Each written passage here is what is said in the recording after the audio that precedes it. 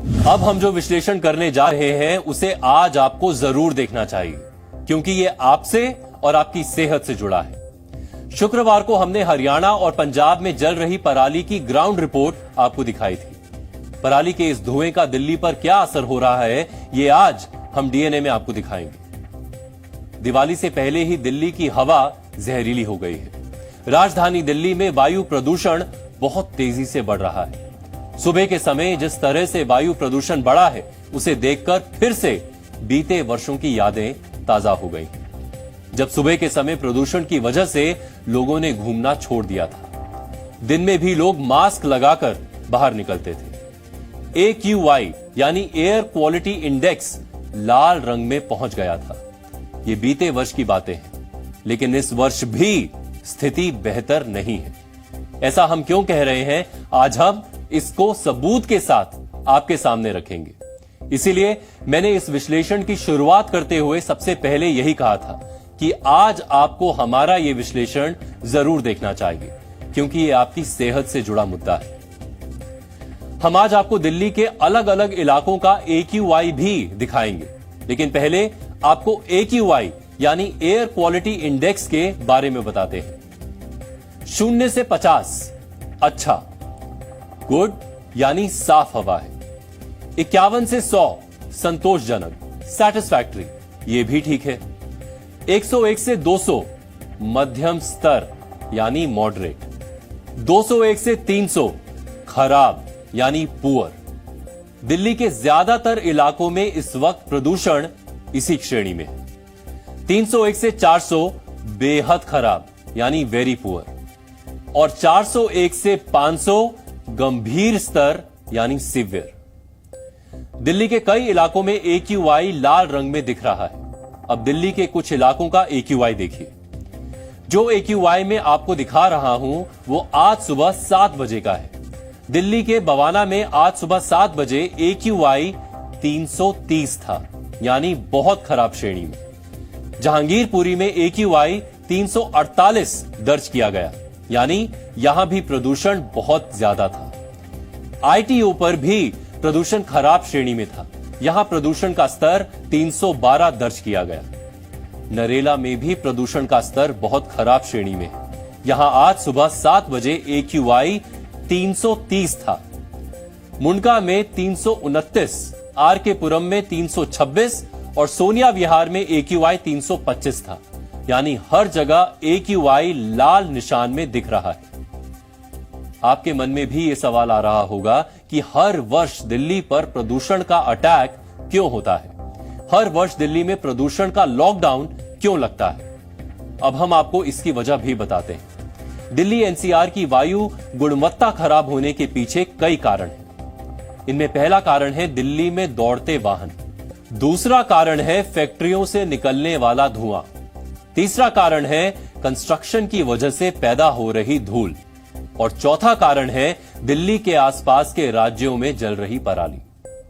ये वो कारण है जिनकी वजह से दिल्ली में हर वर्ष प्रदूषण वाला लॉकडाउन लगता है। दिल्ली सरकार ने इस समस्या से निपटने के लिए फिर से ग्रेडेड रिस्पॉन्स एक्शन प्लान यानी ग्रैप के स्टेज 2 को लागू किया है। इसमें अब कई बदलाव होंगे। प्रदूषण को कम करने के लिए ग्रैप के स्टेज 2 में पार्किंग चार्ज बढ़ा दिया गया है।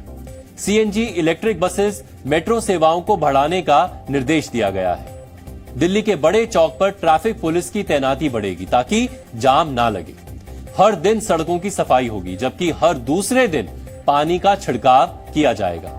होटल या रेस्टोरेंट में कोयले या तंदूर का इस्तेमाल नहीं होगा। एयर क्वालिटी की स्थिति धीरे धीरे खराब हो रही है, जिसकी संभावना दिख रही है।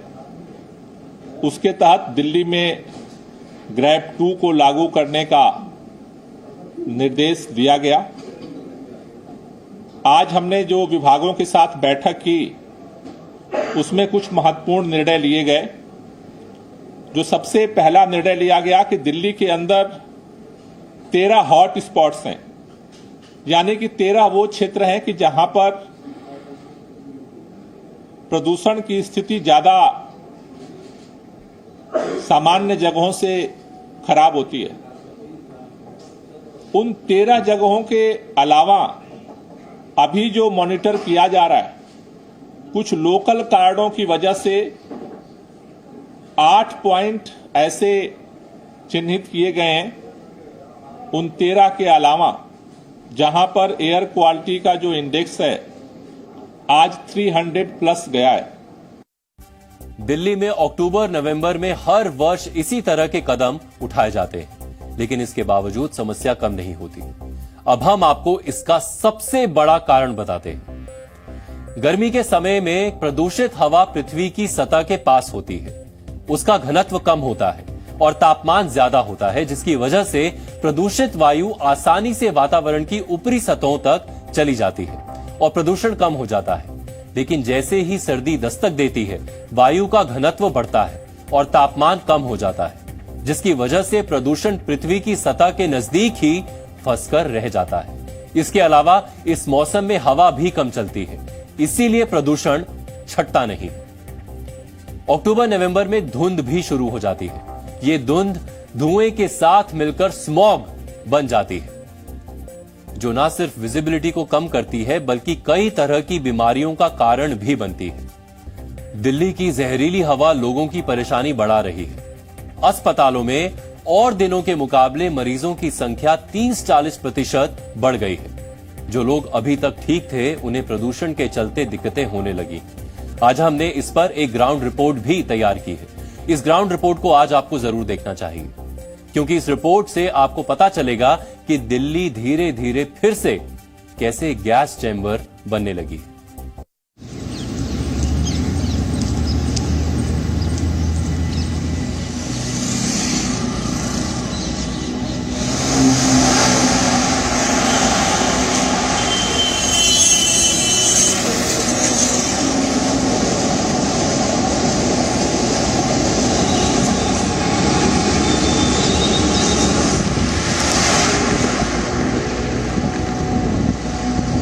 साफ हवा हम सब का बुनियादी अधिकार है, क्योंकि ये हमारे राइट टू लाइफ यानी जीने के अधिकार से जुड़ा है। लेकिन अक्टूबर नवंबर आते ही दिल्ली एनसीआर वालों का ये अधिकार हर वर्ष छिन जाता है।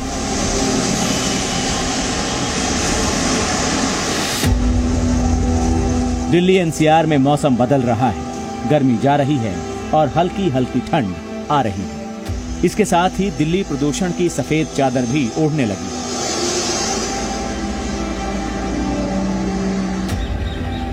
ना चाहते हुए भी दिल्ली एनसीआर के लोग इस धीमे जहर को हर सांस के साथ अपने अंदर ले रहे हैं।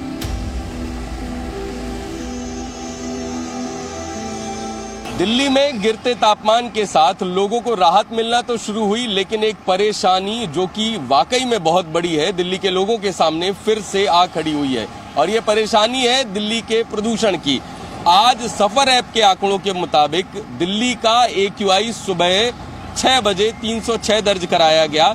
वहीं अब ये AQI आप सुबह 8 बजे देख सकते हैं कि 309 दर्ज कराया गया। यानी ये AQI, ये प्रदूषण स्तर लगातार बढ़ता जा रहा है।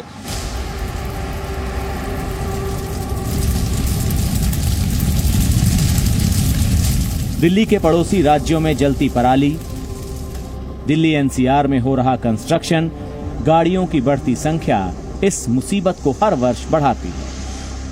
हर वर्ष दावे किए जाते हैं कि प्रदूषण को कम करने के लिए कदम उठाए गए हैं, लेकिन इसके बावजूद प्रदूषण नाम की ये सफेद आफत हर साल लौट आती है।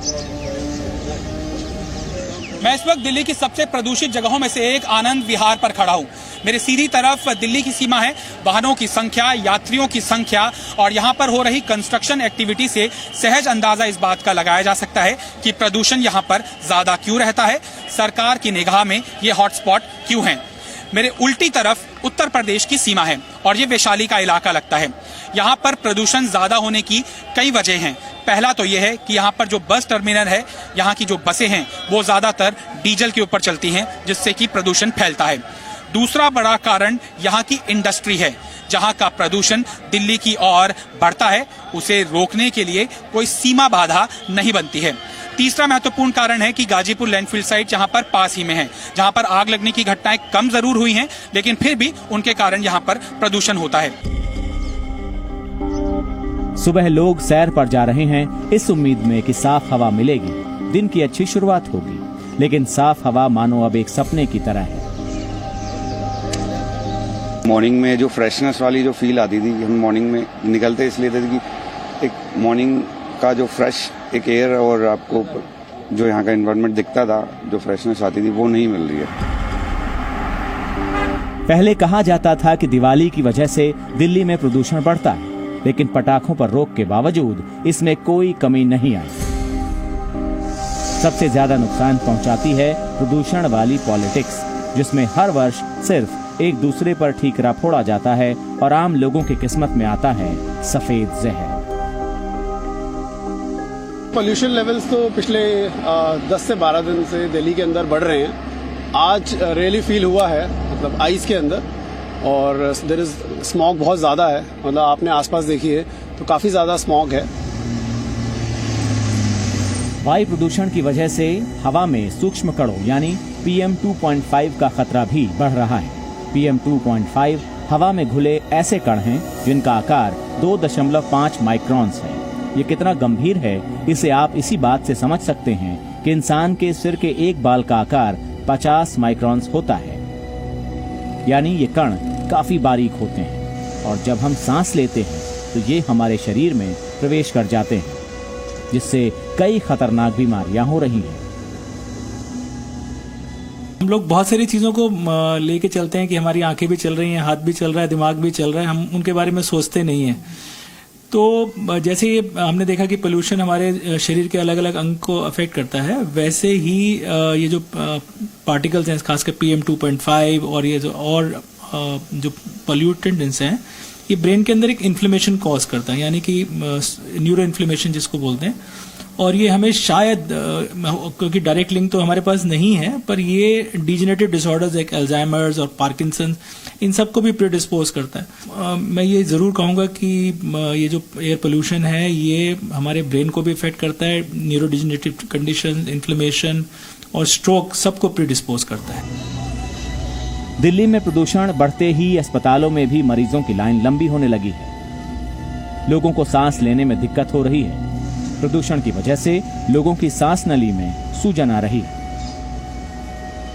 पिछले एक हफ्ते की बात करें तो रफली 30 से 40% जो संख्या है मरीजों की ज़्यादा है, लेकिन उससे ज़्यादा इम्पोर्टेंट ये है कि ये जो मरीज़ हैं ये बिल्कुल स्टेबल थे, काफ़ी टाइम से हमारे फॉलोअप में भी थे, और उनको सडनली बिना किसी बुखार के, बिना किसी वायरल इन्फेक्शन के उनको सांस में तकलीफ होने लग गई, खांसी हो गई, वीजिंग शुरू हो गई, रात को सो नहीं सकते, खांसते रहते हैं।